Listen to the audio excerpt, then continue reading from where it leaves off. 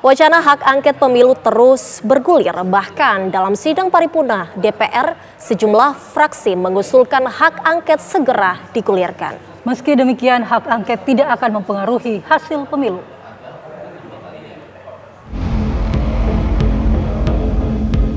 Usai sudah wakil rakyat menutup pesta dan kembali ke Senayan. Panasnya duel merebut hati selama pemilu 14 Februari lalu pun kental terasa di hari perdana anggota DPR berkantor. Dan topik hangat yang ditunggu adalah hak angket pemilu. Benarkah partai pengusung Anies Baswedan dan Ganjar Pranowo bernyali menggulirkan hak angket ketika jarak suara dengan Prabowo Subianto menganga lebar? Saya kira hak angket kita paham semua bahwa ini adalah hak konstitusional kita. Namun apa sesungguhnya yang akan kita angketkan? Apa yang akan kita dalami? Apa yang akan kita selidiki? Perjelas dulu.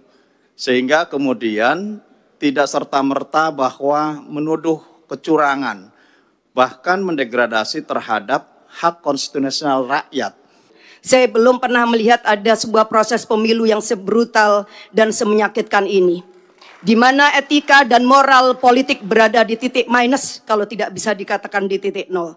Ketika para akademisi, para budayawan, para profesor, para mahasiswa, bahkan rakyat biasa sudah mulai berteriak tentang sesuatu yang dianggap ada kecurangan, maka saya kira alangkah naifnya kalau lembaga Dewan Perwakilan Rakyat hanya diam saja dan membiarkan seolah-olah tidak terjadi sesuatu.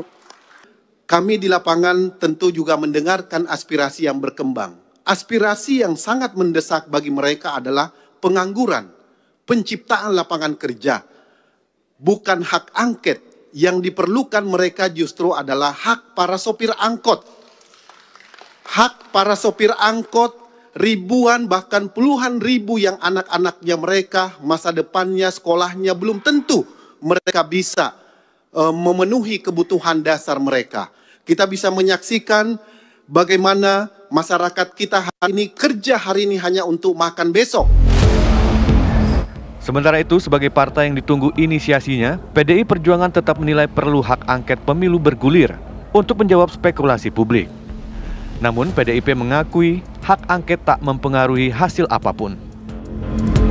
Usulan hak angket, silahkan itu menjadi kajian usulan kawan-kawan DPR untuk digulirkan menjadi suatu mekanisme di dalam fungsi pengawasan.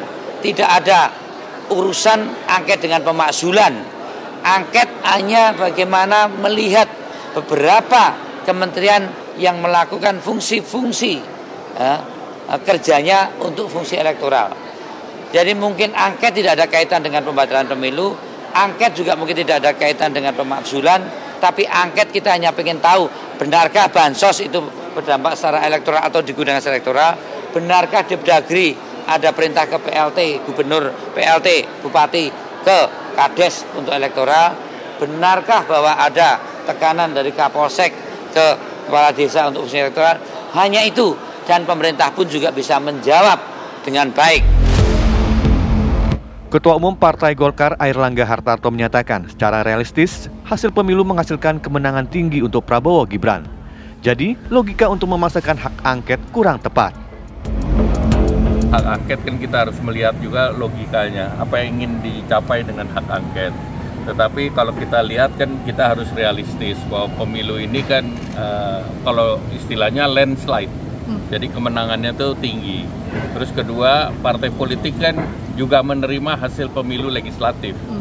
Jadi artinya kita harus jelas, dan 8% itu setara dengan 16 juta.